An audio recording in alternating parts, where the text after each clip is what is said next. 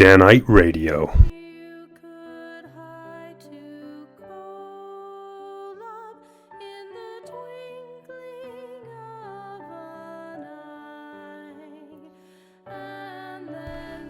Welcome to the Godcast.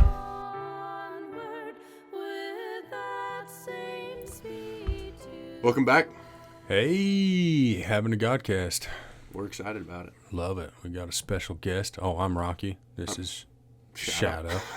And I'm Andrew. You let me introduce you, bro. Just kidding. Also, Yeah. it doesn't matter, dude. It turns the out boss. they can't tell us apart anyways. I know. Exactly the that same. was Drew. That's Andrew that said it. Yeah. So, And we got Andrew back with us for this Godcast. there's some. We're trying to spread joy through this podcast a little bit. We get you guys real angry. I learned yesterday through the political podcast, but we want to share the spirit. It's been a while since we've done a Godcast, and what better time than to do one for Christmas? And we like to spread the good news of the Savior's saving grace, and we got a guest here that I think can share that grace. Has experienced it for himself. Is that fair to say? I absolutely have. Absolutely. I don't know that my story is inspirational by any means, but I came away grateful inspired. So it's not very often you're inspired in what was that restaurant we were at? Cafe Rio or something. No, the Hawaiian. Oh, right. Mobetta's. Mobetta's. You don't often get inspired in Mobetta's, but I get inspired every time I'm in Mobetta's. that mac salad is dope. Oh, so yeah. we'll listen to your story and we'll tell you if we're inspired. Okay. And we'll be harsh. You'll know really wasn't your inspired judgment. when it doesn't pop up on the stream. You're like, when are you guys gonna put that up? Oh, we'll put it up. No, Yeah, just it's kidding. coming. It'll come up. Yeah, it'll be on there. Great. Where do you want to start, Rocky? Hey man, Last time we talked, previous to going to lunch and the funeral, was probably sophomore year of high school. yeah, I think. yeah. So Andrew, sorry man. Drew's fine, man. Don't stress. Nah, dude. I like the thought of keeping your past in your past. Well, any of the old homies rebrand that it. might be listening in, they won't know. Yeah, well, we're not scared of them anymore, are we? Some of No, them. it's not about fear. It's about like, hey, I know that guy. So, Yeah. Andrew and I we took sort of similar paths in high school, but different paths at the same time. It's kind of weird. Yeah. The thing about Andrew is he didn't have the light before and leave, right? You weren't born into the church. No, I wasn't. So, that brings a difference in our stories for sure. Mm-hmm. Whatever you want, man. I mean, right. Whatever you're comfortable sharing, and Well, whatever will bring hope to those in need. All right, so my past is fairly dark, pre 19 years old, 18 years old. So I'll just give like a brief fill-in on that and go from there. Okay, sure. So I'm from Utah, born and raised, lived in bountiful Dugway. If anybody knows who Dugway is, I don't need to say anything. I assume your dad was stationed at the base out there? Or? No, so my dad was he was always stationed in Utah. He would work at Camp Williams or at the headquarters in Draper, typically. But there was some type of housing program. They were trying to buy a home, and my parents didn't have a lot of money when I was growing up, and they were both in school, and my dad was going to all the military schools and stuff like that. So there's some type of housing deal. I don't know if it was free housing or just like rent assistance or what, but we moved out to Dugway for 3 years while they paid off like some medical bills and saved up a bunch of money to put a down payment on a house. So nice. Okay. yeah. So then we moved to Pleasant Grove when I was 10, just starting 5th grade, Christmas time, 5th grade. Central Elementary? Grovecrest. Grovecrest. Okay. Grovecrest, Oh, the yeah. one right by the junior high. Okay. Right. Yeah. All right. Yeah. Grovecrest. And back when it was the old brick building. Sure. Old school brick building. So I lived in Pleasant Grove the whole time. When I was in junior high, probably towards the end of 7th Are you grade, the oldest? I am the oldest. Okay. Oldest of 6. Okay. Oldest of 6, yeah. All right. And probably around 7th, 8th grade, I really struggled to make friends. I made some friends on the football team, but I really was just looking for friendship anywhere and found it in some of the wrong places. I don't think any of us were necessarily bad kids at the time, but like our collective mind just kind of went that direction. I get it, bro. I'm with you. Yeah, totally. So like Yeah, we were all out like here. little assholes, but Yeah, there's certain. oh, sorry, Godcast. You're all Sorry, right. sorry. There's certain chemistry between certain individuals that can cause that, right. especially as in youth. Sure, yeah. Sure. So, and then it just like collectively like got worse, right? And then eventually Sure. that spun into drugs and alcohol, and it went from criminal mischief, fun, flipping off officers and running away and getting that criminal mischief charge is like Moaning the truancy that's officer awesome. out the bus window. How dare you, sir? yeah, How dare you? things like that. Eventually just went down the path of drugs, and But drugs are illegal, so how did you possibly get drugs? It's the craziest thing. Yeah. The cartel, and it was a crazy story. Right. And then a kid in school had some. No, just Yeah. kidding. Anyways, sorry. Somehow- I'm sure. I'll stop with the Politics. political Gotta satire. tone down the politics. Anyway, so I started smoking weed and drinking, and pretty much just trying to party as much as I could, and being young and stupid. And both my parents worked in Salt Lake, so they didn't really have like a lot of control over what we did every day. My mom would drop us off at the school, and then I'd just bail.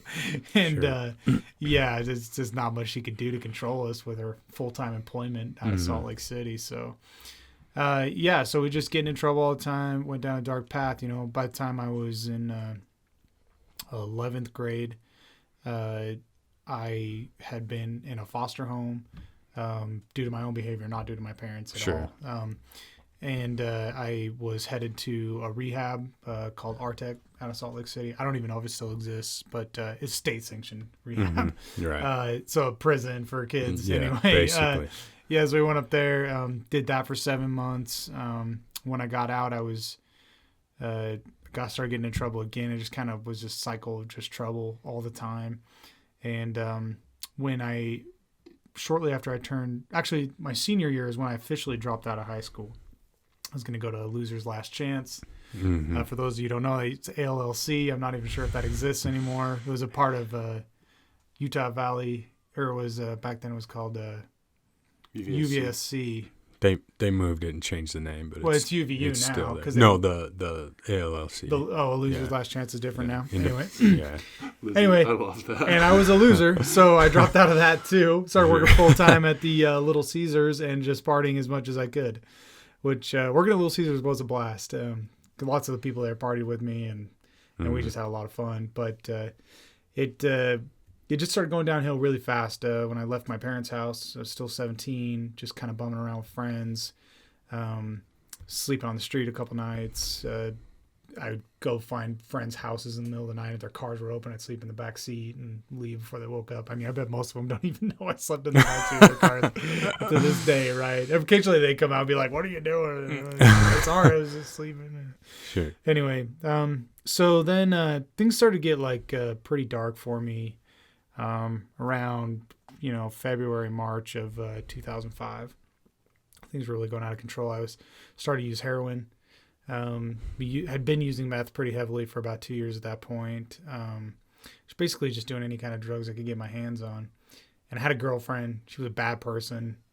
I was using her. She was using me. She was using me for my connects. I was using her for her truck and her debit card. And, and we were just partying nonstop and working to party. And somehow that turned into like, we were just going to Salt Lake to get heroin every day, barely working at all, bumming out of my friend's mom's house who let us stay there. And, let is a loose term. I think we just kind of just stayed there, but she never really said leave or anything. So we just stayed. But that was down in Provo. And then one day the house got raided, cops came. And I got a bunch of charges put on me for product that wasn't even mine. Let me remind you, I was a little meth heroin addict. I had no money. I had to bum a cigarette from the neighbor, right? And somehow the cops pinned it on me that I had like 2 pounds of weed and a bag of cocaine and a bag of mushrooms. Anyway, but it was fine. I kind of accepted it for what it was. So I'm going to dive into that a little further real quick. The 2 nights before, the week before, I was feeling pretty dark. I was feeling like this is a bad situation. I'm totally addicted to everything that I do. Yeah.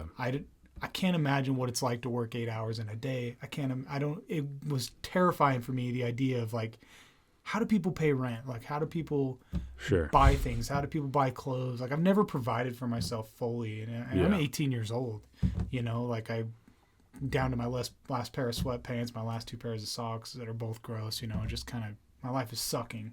Yeah. Pretty bad right now. And then I had a psychedelic experience that really humbled me. I basically realized, like, the interesting thing about psychedelics is that they get rid of your addictions. Mm-hmm. They free you from your current headspace. So I didn't feel addicted to anything that whole night, right? I didn't smoke one cigarette, didn't drink one beer, didn't do any other drugs, anything like that. And then I woke up the next day and all the addictions were back. Sure. And it was a heavy, heavy feeling. Like, I'm trapped. Mm-hmm. It was the first realization I had that I was actually trapped. I was not making these choices for myself anymore. Yeah. I wasn't choosing to party. I was surviving to party all the time, right? Like, and then the raid happened. So I'm sitting in the back of the cop car, just like watching them pull all the stuff out of the house and thinking to myself, like, this is a good thing. Mm-hmm. I felt really good about it. Very humbled. Then I went to jail. Jail in Utah County is not like jail like anywhere else. Jail in Utah County is timeout for adults. Mm-hmm. So I was terrified, though, because I didn't know that. Mm-hmm. I went there, spent 2 days in, I can't remember what they call it. They got this, like, receiving area. So you get checked in. You spend intake. You spend 2 or 3 days in intake, and then they move you to another unit while they classify you, and then they move you to another unit. Sundance is the classification unit. You've been to Utah County Jail? All right, dude. Man. High five. Woohoo. Yeah. Anyway, so they had us in the red shirts, then the blue shirts, then the brown shirts. So anyway, yeah. So I was in a dorm. I met this guy named Zach. I don't remember his last name, but by heavens, I wish it would come to me because I owe this guy everything. Mm-hmm. He's kind of the foundation. So I meet this guy. I don't really think much of him. I'm in his dorm for a while. Still, like, he's a nice guy. He's being nice to me. I'm barely 18. He's done several stints in the jail. Sure. And, but he's, like, really humble, nice guy, reading the scriptures and praying every day, which I didn't think too much about. But I was really struggling in my mind about, like, how to improve my life. Mm-hmm. Anyway, then I had some old friends from an old program I'd went to when I was a youth that came into the county jail. And I talked the guard into moving me into their cell. And that was the worst choice ever. They were entrenched in their lifestyle. And I was currently trying to emerge from my lifestyle. And they were talking about these students, like they were going to steal their dad's boat and truck and go to Colorado. And this was their grand plan. And I'm like, what's the next step for you guys after that? And they were like, well, what do you mean? I'm like, well, it's go to prison or keep running. And they were like mad about it. And the guy tried to fight me. He's like grabbing me by the shirt and we're like holding fists up to each other. And we're just like screaming at each other about it. And just like 75% of the people in the jail are dumb like that. Mm-hmm. And they're just dumb. And so then I got really depressed realizing that like my peer group was this type of peer group. Sure. So this guy, Zach, going back to him, I see him every day. I work out with him out in the yard.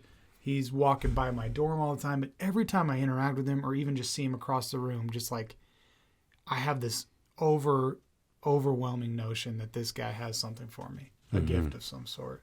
I didn't know what it was. I didn't know if it was words or information. I didn't know what it was, but it just was like, it was very powerful, extremely powerful and intense feeling that like that guy has something for me and I don't know what it is. Like it felt familiar. Like I knew him. Like, where do I know you from? You know that feeling? Sure. But on steroids. It was crazy. And, so then, after getting in like multiple fights with these two dudes in my room and like hating my life for about 2 or 3 weeks, I get moved back into Zach's dorm. I did the thing you should never do. I went down to the guard and said, "Hey, I'm gonna fight these guys. It's gonna be a violent problem. I need to get moved. Can I move back into this dorm?"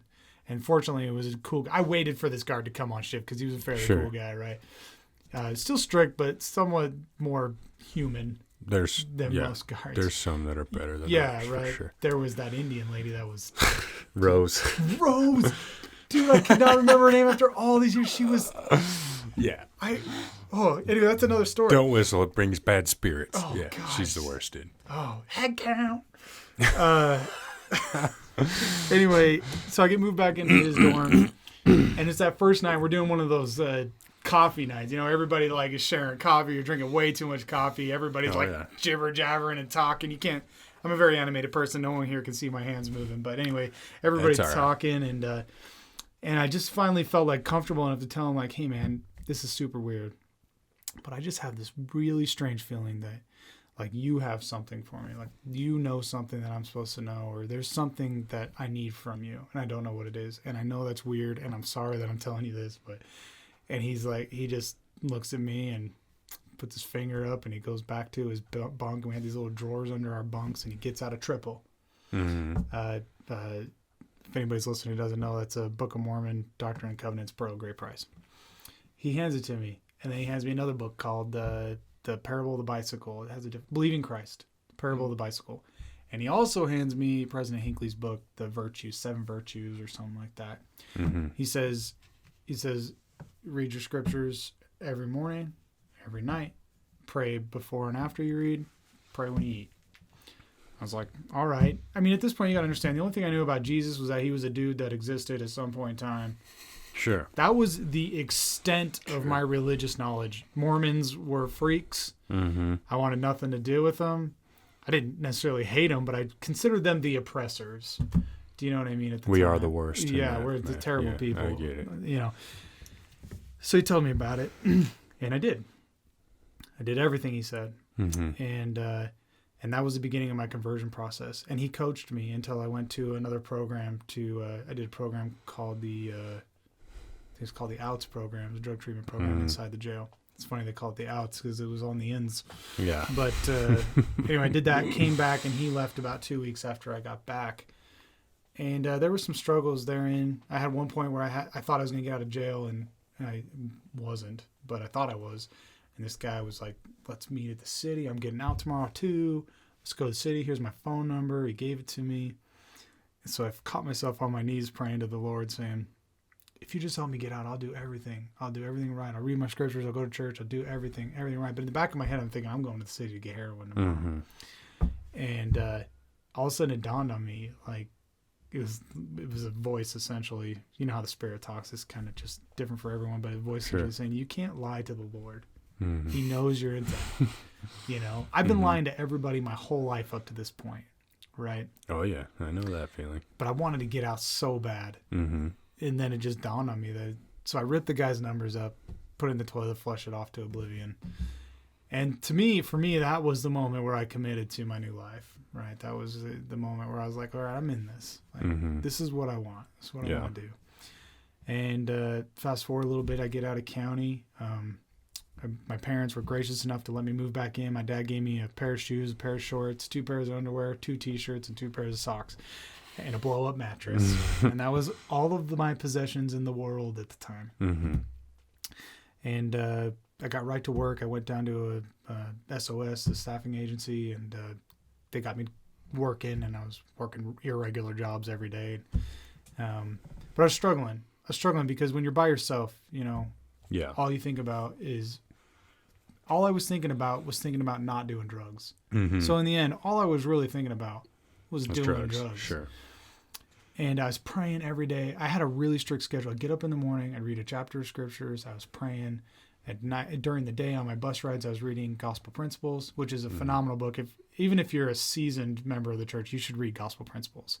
It is foundationally fantastic. I just recommended it to my daughter the other day, in fact. So I was reading that book, and then at night I was reading scriptures, and I was praying, and I was just doing everything right, but I just was falling away, pretty slowly but surely. It was grasping at straws, you know. Yeah. And then I met my wife. I had a job, and all of a sudden all my attention was diverted. Right. Mm-hmm. She was the most important thing in the world to me almost immediately. And her family is devout LDS, always has been, and they're fantastic, fantastic people. They invited me into their home. They let me come to all their family home evenings. I go to church with them frequently. And my wife was also, you know, very dedicated. And so she never pushed me. She never made me do anything. I was attracted to it. So yeah, I just started doing the church thing, man. I got baptized I I had to get off probation first, which that was a hurdle, but I did it fast, 3 months, pretty impressive. Yeah. And I got off probation. I got baptized December 7th, 2005. Got married to Amy in March 2006, and then we were in the temple by the next December 2006. So, yeah, that's kind of like the quick version of it. Do you want to get into anything deeper on there? Any particular subjects? What do you got, dude? What's striking you? This has been powerful already, so thank keep it you. coming.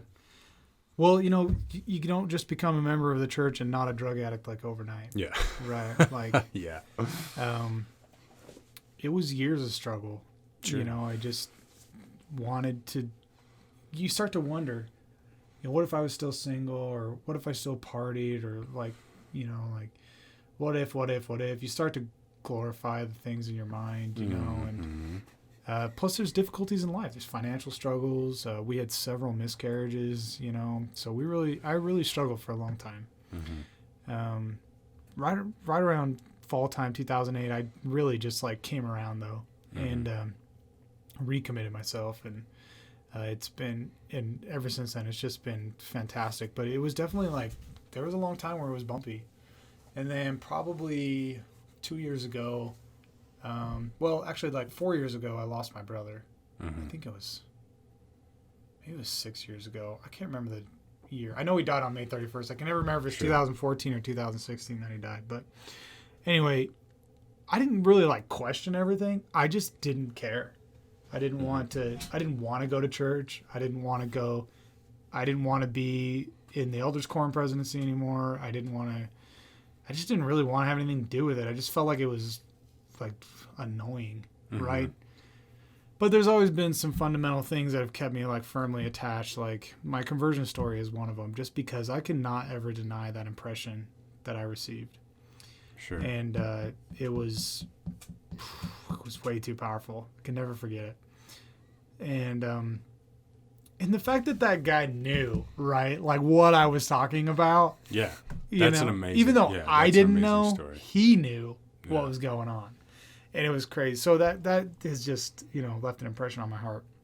And then my son was getting baptized. My oldest son, his name's Gage. He turned 8. He was getting ready to get baptized, and I just got back from a motorcycle trip, and the week before, and I remember I was just feeling kind of shaky in all my faith. Sorry, I shouldn't cover my mouth. I was feeling kind of shaky in all my faith and stuff like that. I guess I shouldn't say my faith. I just didn't really want to deal with it anymore. I didn't want to go to church on Sunday. I didn't want to have a calling. It's a hard church to be a member of. It is. Yeah. It is. It's very, like, the members run it. Yeah. Right? With direction from the presidency. It's not a church where you just show up on Sunday. Nope. And sometimes that annoys the crap out of me. Tithing I've never really struggled with. I don't mind paying it. I have not paid it at times because I was broke, but there's actually another significant story that goes with that. But anyway, sorry, I kind of lost track of my point there. Oh, I was just not interested in having faith at the time. Sure. But I was worthy. So I took my son, and I walked into that font, and it was electricity. It was just so powerful. I couldn't even speak. I couldn't speak. I was so full of the Spirit. And I said the prayer, and it was very emotional. I just could barely even get the words out. Basically a whisper, a crying whisper. I dipped him in the water, pulled him out, and gave him a hug. And I'll just never forget, like, that moment. Like, it was God saying, like, it's all right. You're okay. Like, I totally took it as that. And everybody reads their information from the Lord on their own. Could have meant something different. I'll find out when I get to the other side. I'm not really that stressed about it. But the point is that I felt like I was okay, that it was okay to struggle.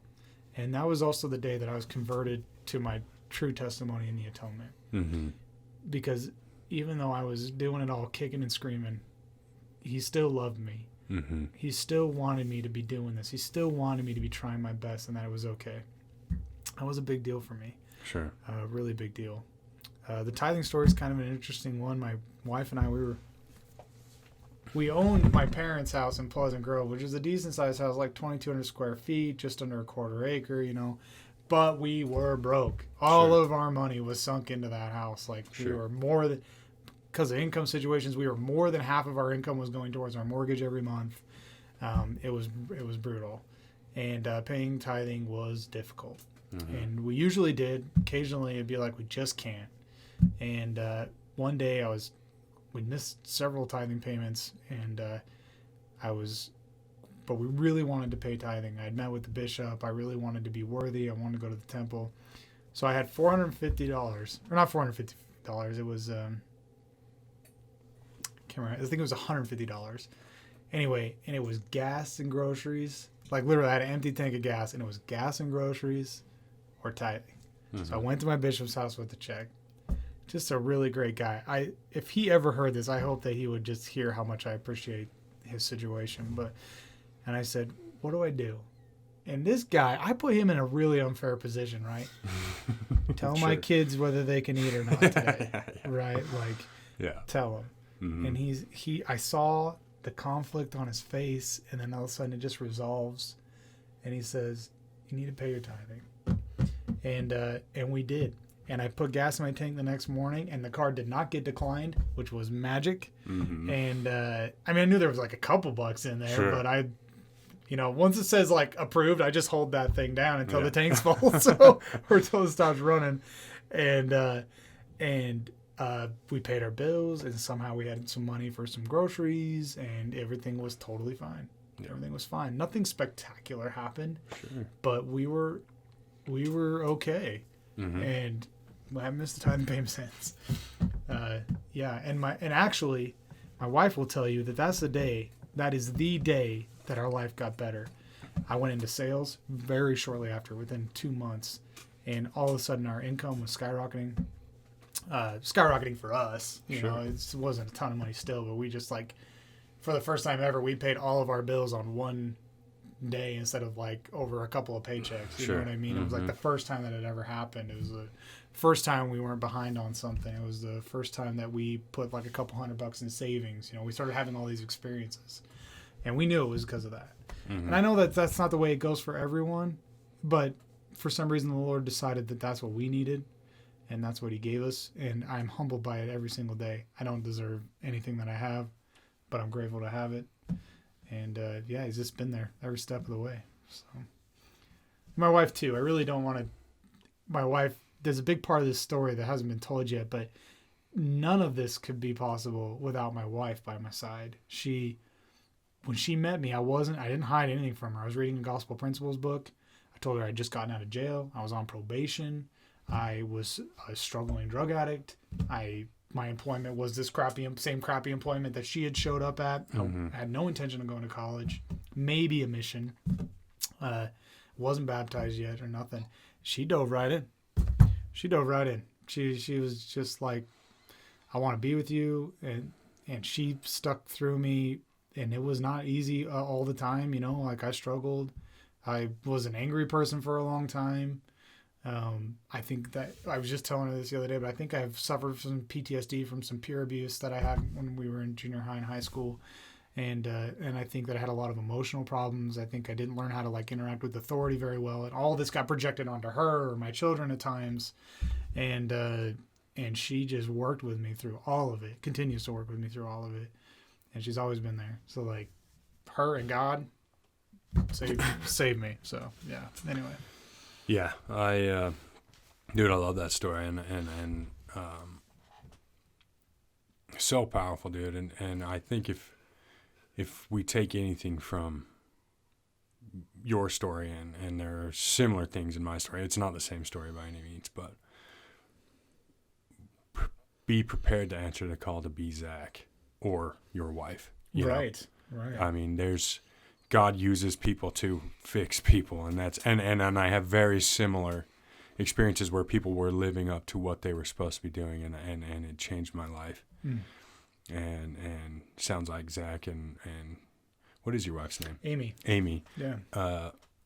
We're living up to that call, and they were doing what they were supposed to be doing, and God sends angels in human form oftentimes. Yeah.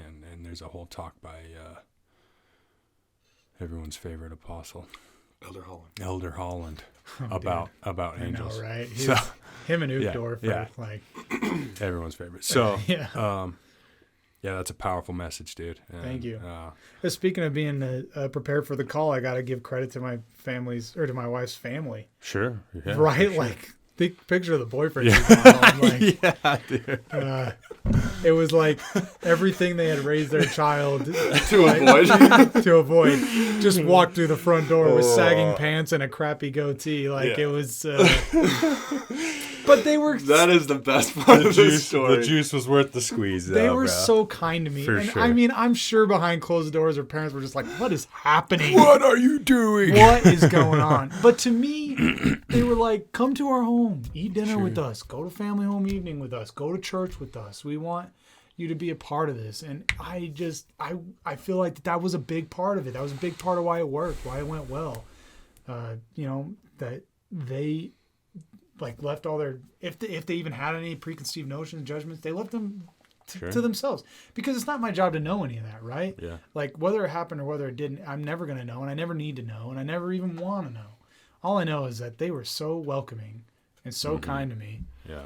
And then even on the reverse side, shout out to my parents. They were not LDS. In fact, you could even argue they were somewhat anti-LDS at the time. But they let me be. Sure. They let me just do me. Yeah. And it worked out for the best. So I'm grateful to everyone involved. There's not a single person that knew me in those 5 years that didn't have a positive impact on the situation. So it's nice. I love that, man. That's a great story. Can I add a couple observations? Yeah. Please. Okay. So first, I just want to add, we do a podcast in a really crappy basement in my bedroom in this apartment I pay rent at. I've never been in a single guy's bedroom. It's very impressive. Yeah, it's full of crap. There's a tree in here. Yeah, but the point is, I got up this morning, and I cleaned off the desk and I got everything ready because I was gonna have this stranger in my apartment, Yeah. And then he pulled up right outside my window. Fortunately, because I saw him from the bedroom, I wouldn't have heard you knock. Admit it, you heard it. Yeah, I heard his car. I was like, oh, there's a stranger here. This is perfect. So I walked outside. I've never met Andrew before. I've heard some vague stories about him. He knocked Rocky out. That's pretty much all I know about him. Up to this point. That statement needs to go in a frame. We're actually going to put We it should up. put it on a shirt. We're going I to... knocked Rocky out. I knocked Rocky He knocked out. Andrew Rocky out. knocked Rocky out. But I walked outside and in walked... and said, hey, are you Drew Barnes? Rocky said you're coming by. I'm Rocky's little brother. You're at the right place. Yeah. And a confident, self-assured man walked in. We had a conversation. We talked about what's going on in your life. Here, I'm telling you preconceived notions I had. Sure. Please. Hardworking, dedicated to his family, cares about his loved ones, has things going on in your life. You have things going on that are bettering you and bettering your family in your life. You're dedicated to your family. And contrasting that with the story that you told us, living homeless, doing heroin. That's a huge... Seeing the end in the beginning, you're not at the end yet, but nearer to the end than the beginning. The end of that part of the story. Yeah, that's a very stark contrast with the man that walked into my apartment, the stranger that I implicitly trusted into my home. Not that there's much going on, it's a crappy apartment. Welcome to my home. But I implicitly trusted you to come in, and that's not a impression that you can fake. That's not something that you can get away with. So you felt comfortable. Yeah, I felt comfortable around you, Yeah. inviting you into my home, and that is a really remarkable thing that you carry that light and that power with you, where people implicitly see that in you. They recognize that you've got things going on in your life, and you are a trustworthy and a man of integrity. And I think that's a really important contrast. I wish everybody could meet you and be like, oh my gosh, yeah, that's crazy, because I would not have pegged you as, oh yeah, I was living homeless doing heroin in the back of my friends' cars. Yeah. Like that's a crazy. I know it's wrong to judge. I get that, but I think it's it's fine. It's Everybody an important judges. thing to recognize in my brain, the power that the atonement has had in your life. Absolutely. I can absolutely see it, and you testified that you can see it. That's a beautiful thing. Yeah. And that's a powerful example that you now get to carry with you as a mantle of your worthiness. And I think that's really cool. Absolutely. My wife's always telling me that I need to tell my story more, but just like everybody knows that your own story doesn't feel significant, right? Sure. Especially when I've known so many who have had the exact same struggle. Where they are now, I couldn't tell you, but it just feels not significant. But every time I talk about it, people do seem to be impressed and want to know more about it. And I'm happy to share because I don't feel like it's impressive. So I feel like, let me tell you how non-impressive it is. Like that's what I'm saying. But I feel like that. Why would God choose me over my brother, right? Like, I still don't have the answer to this question, but my brother and I, we lived this parallel lifestyle until we were 18 years old, right? Well, he's 17, I was 18. All of a sudden, I have this psychedelic experience. I have this intervention with the police. I go to the jail. I meet the guy. I have the atonement. I experience the atonement. I repent. I pray. I learn. But my brother's still going down a path of going to prison, getting in and out of lockup, eventually dead from an overdose, right? Why?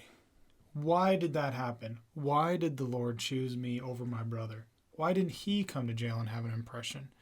Why didn't any of that happen? I don't have any answers to those questions, but what I do know is that it's incredibly humbling. Mm-hmm. It's incredibly lucky. And you can call it blessed, you can call it luck, whatever. It was lucky. It was lucky that whatever my purpose of being on this earth is, that the Lord felt like it was time for him to take a direct and stark intervention in my life and show me a different direction. He doesn't do that for everybody. I don't know why, but I am incredibly humbled by the fact that it was me this time. Mm-hmm. It could have not been me. I could just be dead or a deadbeat dad or whatever. Sure. There's plenty of them out there. I'd just be I'd just be a drop in the bucket. But for some reason, it didn't go that way for me. Yeah. And I just am so grateful. I feel like I didn't even make the choice myself. Like I guess I did, like I had to. But it was just like taking your Lego and like moving them from this truck to this little Lego truck, just do that one and then just goes forward. I just feel that's a terrible analogy. But I just feel like that it was almost decided for me. It wasn't easy. It was definitely difficult, but it just felt like there was no other choice to make. Yeah. So I'm just really blessed, really humbled by the experience of my life. My life story is incredibly humbling for me. Good. As it should be. Well, and I just and I own a house. I own that car outside. I love that car. I have 4 perfectly healthy children, which that's a hugely humbling experience. So especially as I get older and people have children and you see their lives, and there's people struggling with children that are autistic or they have a child. I have some people that I know, 2 different families I know where their child drowned. Or it could be like financial difficulties, and I don't know what's coming to me. But so far I'm considering myself one of the luckiest human beings that's ever lived. Yeah. And I'm really humbled by that. I'm just super, super grateful that this is my experience right now. And up to this point, it's been a forward progression this whole time. And I'm grateful for it. So. Yeah. Go ahead. Never talked about myself this much before. It was crazy. It's kind of fun. I like me. Good. That's remarkable. Look, man, you have a powerful story. I knew when we talked at lunch, we got to have him on for a Godcast. Well, you have a great story too, though, man. Have you shared yours on the podcast? Last Christmas, actually. So. Oh, I must not have that on my listing thing because I only have it shows me you guys got 40-something episodes. We didn't add them all to. What do you listen on? Spotify. No, I don't listen to Spotify. I didn't know anything about podcasts when I downloaded this app, so it was like... Is it anything besides YouTube? It's Podcast Tracker. All of them are on YouTube. They're all on YouTube, though. They're all on YouTube? Well, I'll go check it out then, man, because your story's great. So, but this is why we do this.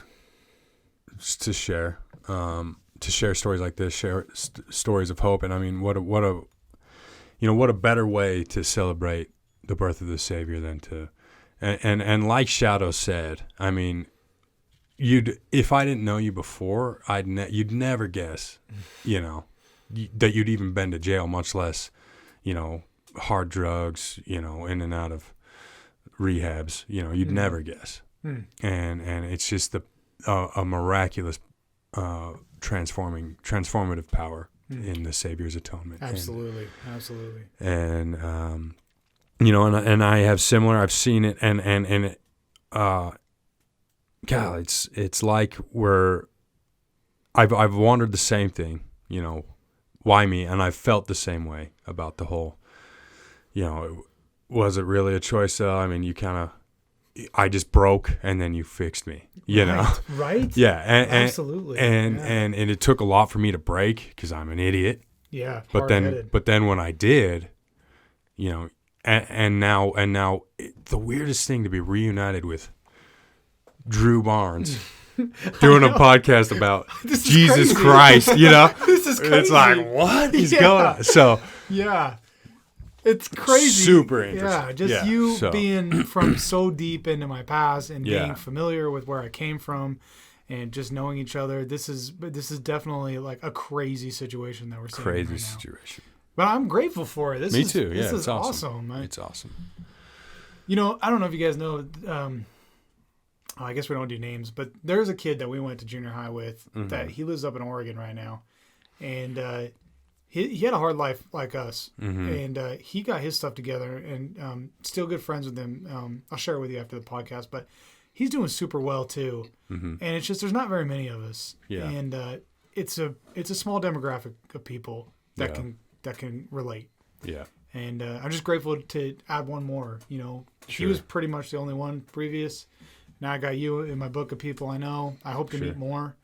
There's just not a lot of us, so I'm grateful there's a couple of us out there that are doing well, that kind of figured it out, It's nice. Yeah, for sure. So I got one more thing to add. If Please. It's part of the answer to your question, I think. What was my question? About why the Lord chose you. Oh, thank you. And why the Lord chose you. Because it comes up a lot, and I've thought a lot about it. As everybody who listens knows, I walked a very different path from Andrew and my brother. Well, I had such a pansy. Yeah, I had try something.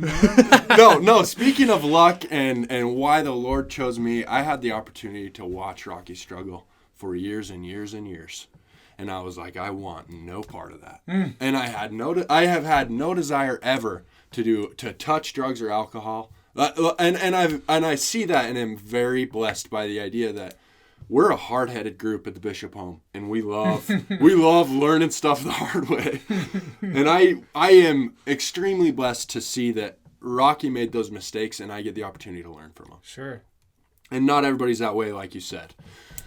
However, the Lord didn't choose you guys over your brother. Your brother died, right? Correct? Yeah. The Lord didn't choose you over your brother. Your brother was given opportunities to get clean and to find the light. I'm sure of it. I don't know when and I don't know where. And it might be that the people, the Zachs and the Amy's that should have been in your brother's lives missed their opportunities. Sure. Like there's so many. It's such a complicated plan. There were opportunities made that perhaps one person missed a spiritual impression. And it's a decision like that. It's a snap of your fingers. You miss a spiritual impression and it's gone. You don't get the opportunity to go back and try again. And that's okay. Your brother walked a different path because he has the opportunity now. That's the beauty of the plan, is it's equal for everyone. It gives everybody the opportunity to accept the gospel as long as it takes and as comfortable as you want to be. When it comes to the judgment day, it's not going to be the Lord, get out of here, get out of here. Yeah. Our Savior's going to say, hey, I paid the price, please come in. And we're going to say, oh, I'm not super comfortable there. Yeah. I can't live that way. I don't like it. It doesn't make me happy. Or we'll say, gladly, yes, I've been working so hard for this. Mm-hmm. I've been trying my best. So I agree with you like 85%. Sure. I think the Lord does make choices. I think he is very strategic. I think that as much as agency as we have, we're also influenced heavily, right? That's probably part of the reason why he needed us to have agency, was so we could be influenced. And I think that my brother's life, maybe he did, maybe he didn't. We had some discussions about it, but I have such a strong faith in the atonement. Whatever his path was to be, whether it was with impression or without, it's fine. he's going to be fine. I'm going to be fine. You're all going to be fine. Sure. It doesn't really matter. It's the plan of happiness for all of God's children. And we got a long time to do it. Yeah. Like, it's all right. But I like what you said, that the Lord gives us choices because, or the Lord does choose, because Doctrine and Covenants, unto whom much is given, much is required. Sure. The inverse is true as well. Sure. Unto whom the Lord requires much, yourself, my brother, the Lord has a plan for you. He's got stuff he needs you to do. He needed you to, and so perhaps you're given more opportunity. I don't know the fine details, but I know that. Sure, and it's very Lord, personal too, right? Like it's hard to describe one's relationship with the Lord, and because everybody's just so different. Absolutely, but I know this: your story is beautiful. It's powerful and it's inspiring, and people need it. In this day and age, people need to know that the atonement is real and it works. Well, I talked to my dad about it, and I do think that there's one part of my path, and also like knowing your path helps, right? Like, so I solved one part of the puzzle. I am ending like 5 generations of abuse and alcoholism and like people just like living on the edge and like not necessarily involved parents or fathers and things like that. With me and one of my sisters who's doing really well right now too, we have ended that. We're starting a new generation of Barnes, and I think that that's what the plan was. I think that for some reason at the time that I landed in eternity, the point where I hit was a point where that path needed to change, where that cycle needed to end, and I think that my parents raised me and my siblings just enough or well enough.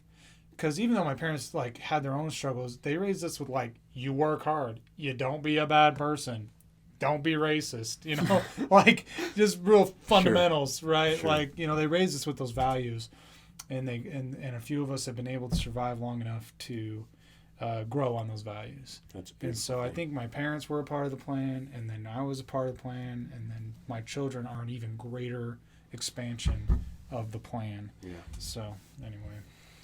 Sorry, I got a little soapboxy there. Oh, you're fine. You're good.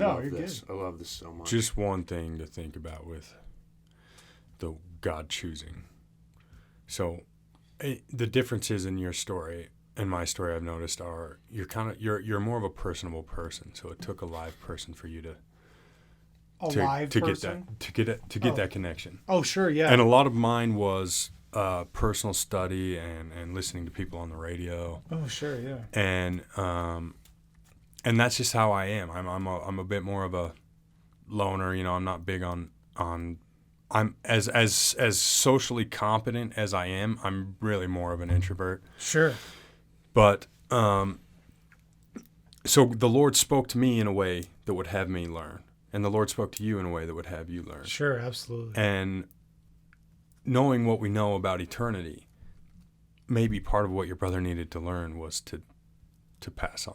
Oh, sure. Yeah. So I always try and look at it like that, because yes, it's tragic that he died, and you hope that nobody suffers, and you hope everyone lives a long life, but at the same time, he's almost one of the lucky ones. Sure. It's not easy here on earth, right? So, it's not easy dying, but it's when it's over, it's over. Sure. Right.